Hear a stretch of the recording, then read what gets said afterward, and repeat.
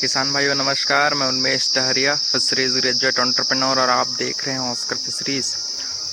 गर्मी में क्या होता है दोस्तों, आपने देखा होगा कि तालाब में बहुत ज़्यादा पानी गर्म हो जाता है। साथ ही साथ तालाब के किनारे में बुलबुला टाइप का उठने लगता है। इसका मेन कारण क्या है, आपके तालाब में जब ऑर्गेनिक लोड ज़्यादा होता है या फिर एल्गी की मात्रा ज़्यादा होती है, तो जब धूप पड़ता है तो जो बैक्टीरिया है वो बहुत ज़्यादा एक्टिव हो जाती है और जो ऑर्गेनिक मैटर जो नीचे में जो बना हुआ है उसको बहुत तेज़ी से सड़ाती है, जिससे अमोनिया गैस बनती है। और वो अमोनिया गैस या फिर जो सल्फर डाइऑक्साइड भी बोलते हैं, है ना, ये सारे जो गैसेस हैं वो बुलबुले के फॉर्म में पानी से बाहर आती है और वही बुलबुला हमको दिखाई देता है। और सड़ा हुआ अंडा टाइप का भी बदबू आता है जब हम लोग तालाब के किनारे में जब चलते हैं। तो इसको कंट्रोल कैसे करें, इसके बारे में सबसे पहले बात करूंगा। सबसे पहले अमोनिया कंट्रोल करने के लिए हम लोग जियोलाइट का प्रयोग करते हैं। जियोलाइट क्या करता है, तालाब में ऑक्सीजन की मात्रा को बांध करके रखती है और अमोनिया से रिएक्ट करके अमोनिया को बाहर करने का काम करती है। तो जियोलाइट पर एकड़ आप 35 किलो। आप सबसे पहले तो अमोनिया को पहचानने का तरीका मैं बताना चाहूँगा। सबसे पहला है, सड़ा हुआ अंडा टाइप का बदबू आएगा जब आपके तालाब में, तब आपको समझ जाना है कि आपके तालाब में अमोनिया की मात्रा बन रही है। दूसरा, बुलबुला उठेगा तब आप समझ जाएंगे कि उसमें तालाब में आपकी अमोनिया बन रहा है। ठीक है। उसके अलावा एक और है कि आप वाटर टेस्टिंग किट जो अमोनिया को टेस्ट करता है उसको मंगा करके आप उससे जान जाएंगे कि आपके तालाब में अमोनिया का लेवल कितना है। 0.02 ppm से अगर ज़्यादा आपका अमोनिया लेवल बढ़ता है तब वो मछली के लिए हार्मफुल होता है। ठीक है, तो इसको आपको जानना चाहिए। अब इसको कंट्रोल करने के लिए मैं बात करूंगा तो सबसे पहला तरीका मैंने बताया, जियोलाइट का प्रयोग कर सकते हैं। जियोलाइट आपके ग्रेन्यूल्स के फॉर्म में आता है, गोल गोल। उसको आपको जितना आपका अमोनिया लेवल है उस हिसाब से आप प्रयोग करिए। पर एकड़ आप 25 से 30 किलो आप जियोलाइट का प्रयोग करेंगे, ग्रेन्यूल्स फॉर्म वाला, है ना, उससे अमोनिया कंट्रोल हो जाएगी। दूसरा, अगर आप नेचुरल रूप से कंट्रोल करना चाहते हैं तो आपको तालाब में ऑर्गेनिक कार्बन के सोर्स के रूप में आप उसमें जो मोलासेस होता है, जो गुड़ होता है, खासकर जो लिक्विड वाला जो मोलासेस होता है, उसका आपको घोल तैयार करना है। ये घोल क्या होता है, उस घोल में रहेगा आपका मोलासेस और प्रोबायोटिक्स, जिसको हम लोग सॉइल एंड वाटर प्रोबायोटिक्स बोलते हैं। अच्छी कंपनी का आप यूज़ करिए। आप एक ड्रम लीजिए, 250 जिसमें लीटर आ जाए, उसमें आप कम से कम 10 से 15 किलो आप उसमें गुड़ डालिए। ठीक है, और उसके साथ उसमें लगभग आप उसमें 500 ग्राम उसमें प्रोबायोटिक्स डालिए और उस घोल को 2 से 3 दिनों तक सड़ा करके आप उसको फिर अपने तालाब में अप्लाई करिए। क्या होता है ना, जब कार्बन सोर्स के रूप में गुड़ आपके तालाब में जाता है तो वो बैक्टीरिया जो नाइट्रीफाइंग जो बैक्टीरिया होती है, जो नाइट्रोजन और आपकी अमोनिया, क्योंकि अमोनिया का ही एक फॉर्म है नाइट्रोजन जो पानी में घुला होता है, उसको फिक्स करने का काम करती है, जिससे अपने आप आपके तालाब में अमोनिया लेवल है वो कंट्रोल होता है।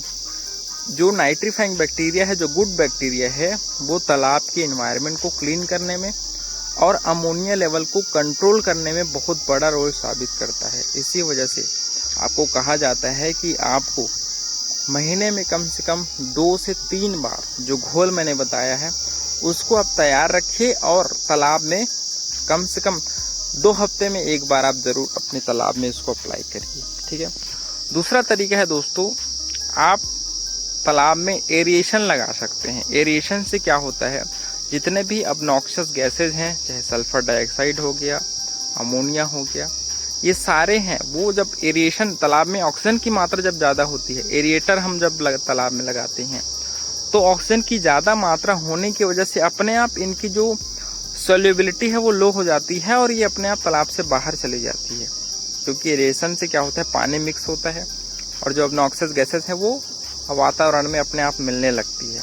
इसी वजह से जो कमर्शियल फार्मिंग करते हैं जो किसान भाई, उनको तालाब में एरेटर ज़रूर लगाना चाहिए। एरीटर आपकी मछलियों के लिए, उसके हेल्थ के लिए बहुत ही आवश्यक हो जाता है, खासकर अगर आप हाई स्टॉकिंग डेंसिटी में मछली पालन कर रहे हैं तब के परिस्थितियों में, है ना।